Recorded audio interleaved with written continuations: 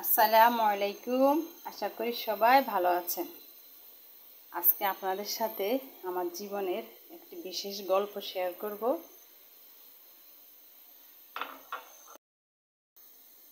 তাহলে শুরু করি আমার সেই জীবনের গল্পটা। একজনকে খুব ভালোবেসেছিলাম, মনে প্রাণে অনেক ভালোবেসেছিলাম। কাকে ভালোবাসলাম নিজের বোনের দেবরকে। বুঝেন কি ঠেলা, বোনের দেবরকে ভালোবাসা অনেক কষ্ট। বোনের দেবরকে ভালোবাসা অনেক করুণ পরিণতি।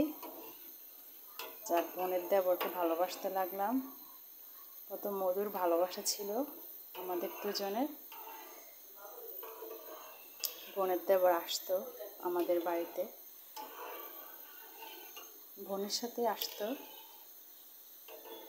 বোনের শ্বশুরটা ছিল অনেক কুৎসিত একটা লোক। লোকটার মনটাও ছিল কুৎসিত। লোকটা মনে হয় কাউকে ভালোই বাসতে পারতো না, বিশেষ করে ছেলের বউদেরকে তো ভালোই বাসে না।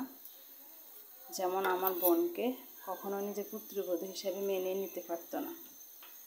অনেক খারাপ খারাপ কথা বলতো আমার বোনকে। বোন আমাদের বাড়িতে সেগুলো বলতো। তখন মনে মনে চিন্তা করতাম, যদি আপুর দেবরের কাছে আমার বিয়ে হয় তাহলে আমারও কি এমন অবস্থা হবে। তখন চিন্তা করতাম, না হয়তো লোকটা কখনো ভালো হয়ে যাবে, যখন আমার বিয়ে হবে হয়তো লোকটা ভালো হয়ে যাবে। আপুর দেবরও আমাকে অনেক ভালোবাসতো, কিন্তু আমার আপু কখনোই বুঝতে পারে নাই যে আমরা দুজন দুজনকে অনেক ভালোবাসি।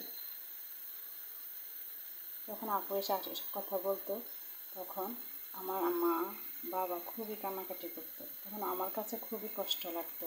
হায়ের জীবন, নারীর জীবন। পরবর্তীতে এক সময় চিন্তা করলাম, আপুর দেবর হয়তো আমার ভাগ্যে নেই। তারপর আপুর দেবর চাকরিতে জয়েন করলো। এদিকে আমার বিয়ের সম্বন্ধ আসতে লাগলো। এক সময় মা বাবা বিয়ে দিয়ে দিল, কিন্তু ওই সংসারও আমার সুখ হলো না। আমার স্বামী ভালো ছিল না। তো যে কপাল সে মাথা, ঘুরি ঘুরি কপাল হাতা, আমার একটা কথা আছে না, সেরকমই হলো আমার। স্বামীর সাথে বেশি দিন সংসার করতে পারলাম না। তারপর আমাদের ডিভোর্স হয়ে গেল। চলে আসলাম বাবার বাড়িতে। যিনি ডিভোর্সের মেয়েদের কেউ বিয়ে করতে চায় না। মা বাবা মুখ কাউকে দেখাতে পারে না। মা বাবারও কষ্ট, আমার তো আরও অনেক কষ্ট। জানেন, আমার বিয়ের আগে কিন্তু আমার আপুর দেবর বিয়ে করে ফেলেছিল। অনেক কষ্ট পেয়েছি, ও কিন্তু অনেক কষ্ট পেয়েছে। ওর বাবা ওকে জোর করে বিয়ে করিয়ে দিয়েছে। তখন আর কখনো আপুর দেবরের সাথে যোগাযোগ করি নাই। ও আর যোগাযোগ করার চেষ্টা করে নাই। যোগাযোগ করে মনের কষ্ট বাড়িয়ে লাভ কি, এমনিতে অনেক কষ্ট পেয়েছি। মেয়ে ডিভোর্স হয়ে যায়, বুঝেনি তো সেই মেয়ের কত করুণ অবস্থা হয়ে যায়। আমার মা বাবার আমার থেকে আরও বেশি অবস্থা হয়ে গিয়েছিল। ওদের অবস্থা আরও বেশি খারাপ হয়ে গিয়েছিল। আমার বাবা দিন দিন অসুস্থ হয়ে যাচ্ছিল। তারপর আমাকে আবার বিয়ে দেওয়ার জন্য এলাকার লোক অস্থির হয়ে গিয়েছিল। আমার বাবাকে এক কথায় পাগল বানিয়েছে, ছেড়েছে আমাকে বিয়ে দেওয়ার জন্য।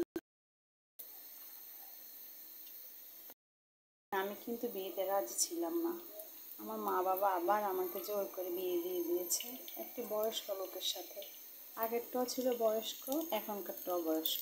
আমার ভাগ্যের কী অবস্থা বুঝেন।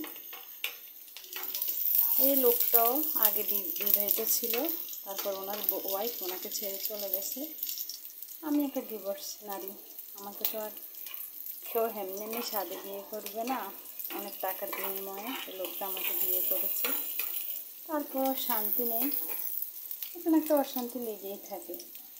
যার কপালে প্রথমবার শান্তি হয় না, দ্বিতীয়বার তার কপালে আর শান্তিই হয় না।